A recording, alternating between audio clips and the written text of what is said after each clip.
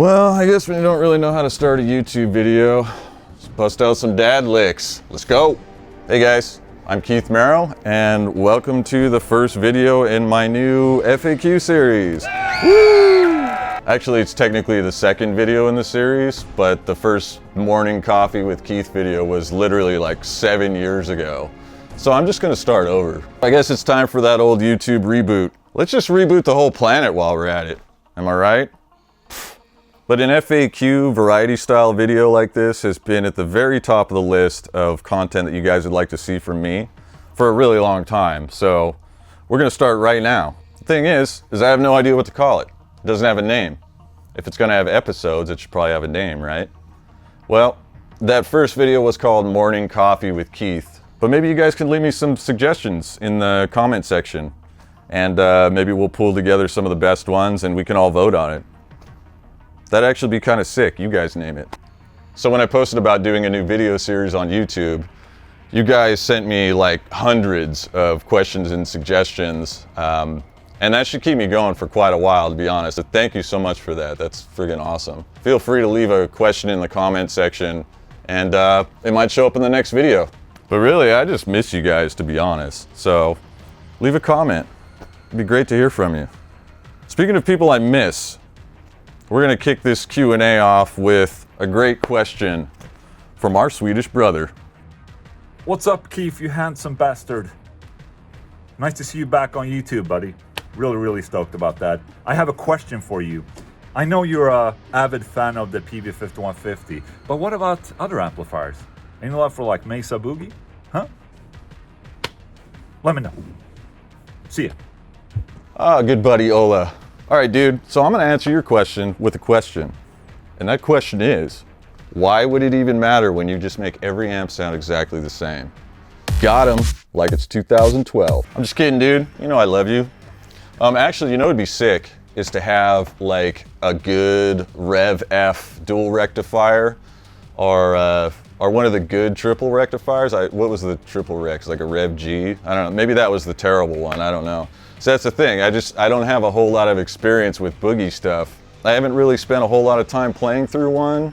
Never had one here in the studio for more than a day to play around with. So I should probably fix that, huh? Like, I need to get a boogie amp in here. So you guys let me know in the comments, which one should I get to demo on this channel? Let me know. All right, so to answer your question, I do really like my old PV5150. I've had that thing for a million years. It's sort of the core of my sound, and it's what I default to for most things. But I can get pretty much any tone I want out of some combination of these amps behind me here. And I even have some other amps over here in the corner that are off the screen. I'll get a photo of here for you guys for the video. I'm borrowing these from my buddy Leon. Huge shout out to Leon, by the way.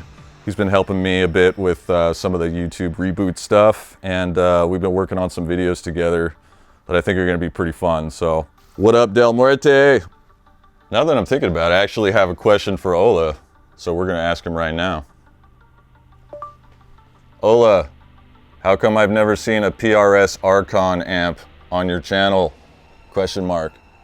You need one. Comma. It rules. Exclamation point. Exclamation point. Poop emoji. Wow. It says hola in Espanol. And then it proceeds to talk about acorns and then just leaves a bunch of poop emojis. It's the middle of the night in Sweden. Send. Fresh pots! Oh yeah, you hear that? It's the sound of brown gold dripping. What you know about my drip? I feel like it's just mandatory Pacific Northwest style to get a coffee in order to answer this next question. Every time I've hung out with my heavily bearded friend, that's all we do is drink coffee, so it's mandatory. First question. Mr. Keith Merrow, my question to you is the following. If you could plug in to any one guitar player's rig in history, alive or not alive, who would it be and why? Fluff out. That's an easy one for me, man. Whatever rig Tony Iommi was using on Black Sabbath's last tour a couple years ago. I guess it was maybe one of his Laney signature amps, but I don't know, maybe there was some OG Laney in the back, but it just sounded so iconic. They came out and played War Pigs and it was like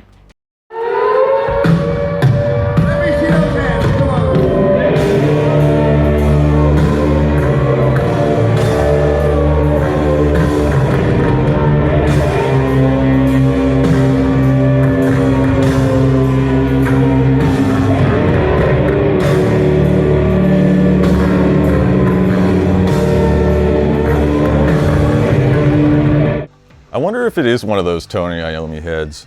I remember trying to find one of those a while back, and they're like kind of rare, I guess. Maybe they didn't make very many of them or something. I've mentioned it like a million times, but Iommi is like my biggest influence guitar-wise.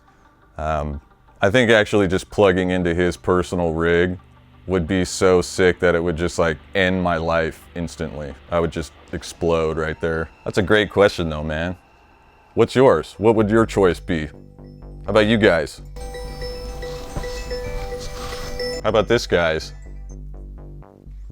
If you could play through any artist's guitar rig, live or dead, who would it be and why? Yours. Dang! Hold on. Say that again for me. I would play on your amps. That's my son, Ethan Merrow. What a G. Because your amps are the best. Word. What do you need, dude? What do you want to do for dinner? Bruh. I'm literally filming a video right now. Okay. You want to DoorDash something? Yeah, what do you want? I don't know. Mom's not gonna be home till tomorrow, so what do you want? Panda? Panda? Yeah. Alright, I'll hit it up after this video. Okay. Love you, bye! Chinese for dinner. I knew there was a reason I played dad licks at the start of this video. Alright, you guys ready to worship some sick riffs with me?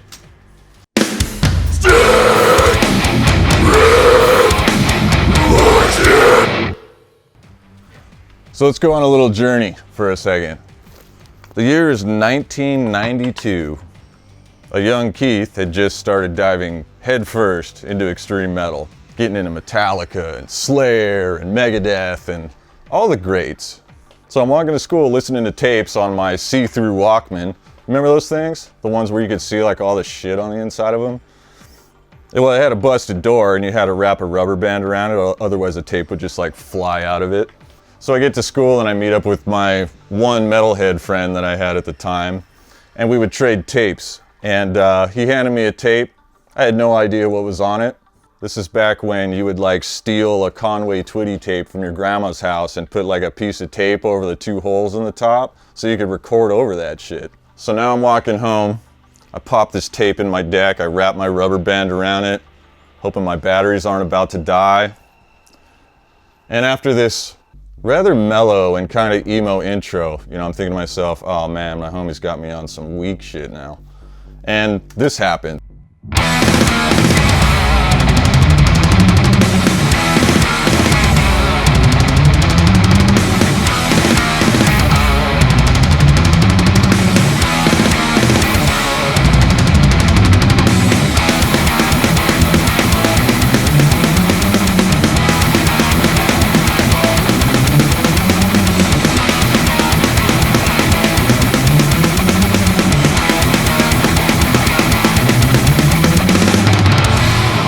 Do you know the song? It's Creator, When the Sun Burns Red, the first track off of Coma of Souls, released in 1990. And I think it's a criminally underappreciated album, not just a thrash metal album, but just an album in general. It's like a really cohesive and solid piece of work. But anyway, after hearing that riff, like, my little 12-year-old brain like couldn't wait to get home and pretend to play that on guitar, you know, because of course at 12 years old with a nylon string guitar, there was no way I was going to be able to play that. But the thing is, it made me really, really want to. And hearing guitar playing like that at such an early age, it just like really lit a fire under my ass. And that's what this riff worship segment is going to be all about. Maybe you guys will get something out of it. Maybe you just want to hear a cool story. I also just think it's really fun to kind of go back and learn some of those riffs that really got me stoked out to play guitar when I was younger. But not all of these are going to be old. Some of them will be newer. We'll have easy riffs, difficult riffs, something that has directly influenced me in some way along my journey. So it could be fun. All right, so next question. This one comes from Pit Viper Jessica on Instagram. Wow, you sound kind of terrifying, actually. She wants to know what it would sound like if I mixed together her two favorite Merrow riffs to create Mega Riff. You know what? I've never done that. And we might as well give that a try, right? I mean, you wanted to know. So let's see, is this gonna be everything you hoped it would be? I kind of doubt it, but we'll see. Okay, so her two favorite songs are as followed. We have Pillars of Creation. You guys know that one. I mean, I've played it like a billion times. Okay, and then Heart of the Sea Nymph, which is...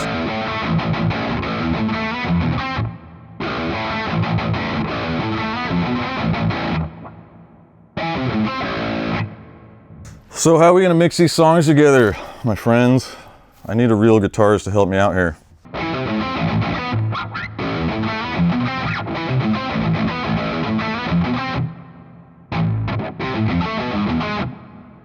There's that part.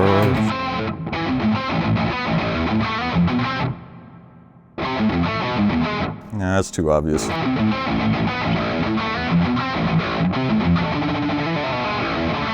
Ooh.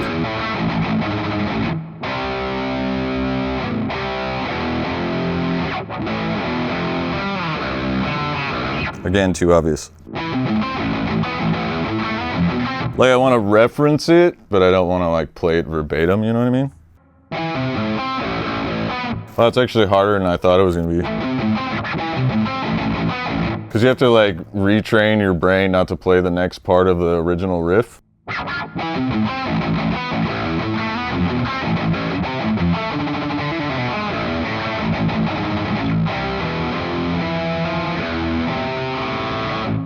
So that last part, I taken that from the end of Heart of Sea Nymph. It's harder than I thought it was.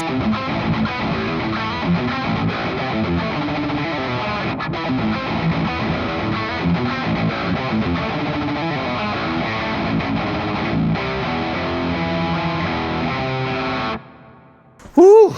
Was that a mega riff or a f***ing mega biff? I kind of feel like that was a mega biff, to be honest. Like, I'm kind of ashamed to be alive right now. Bruh, next question. What's up, Keith? Rob Scallon here. I'm so glad you're back to posting videos. I know your music and your YouTube videos have been a huge inspiration to me, and I know I'm not the only one, so I think I can speak for all of YouTubedom when I say we're very glad to have you back.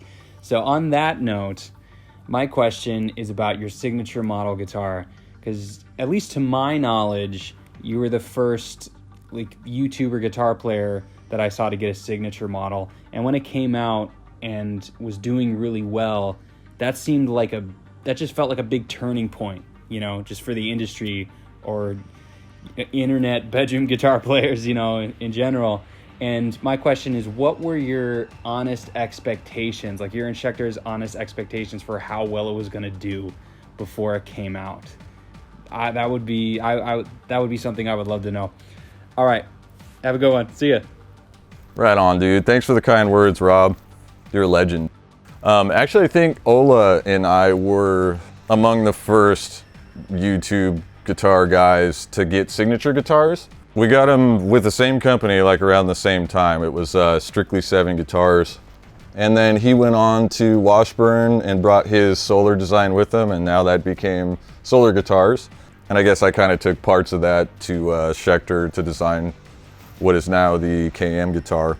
My honest expectations for it were like, we're gonna sell like 75 of these things in 2 years, and then they're gonna drop me because it was failing or something. That was honestly what I thought was gonna happen. Man, I'm happy to say I was really, really wrong about that one. It's great to hear from you, dude.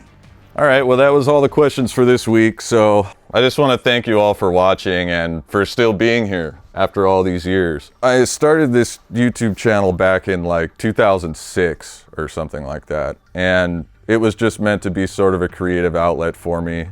But in that time, from then until now, 99,000 of you have followed my channel organically. I've never once asked you guys to subscribe, to like the videos, or decimate the notification bell. You know, all those YouTube-y things. But if you like the video, now's a good time to subscribe because I'm gonna be doing more of them for you. So, see you guys in the next video. Stay safe, put a mask on outside.